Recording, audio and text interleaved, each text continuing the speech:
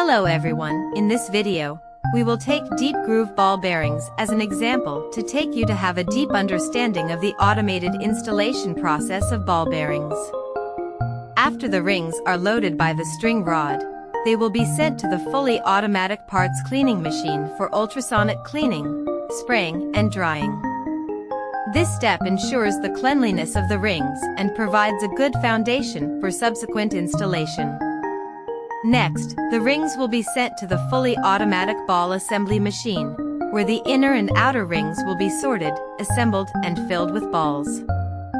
The bearings filled with balls will be sent to the fully automatic cage assembly machine for cage installation and riveting.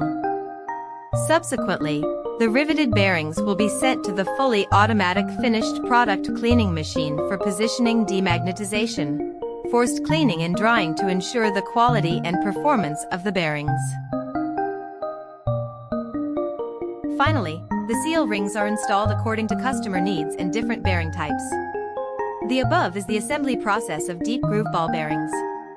I hope that through this video, everyone has a deeper understanding of the automated installation process of ball bearings. This video ends here. Thank you for watching.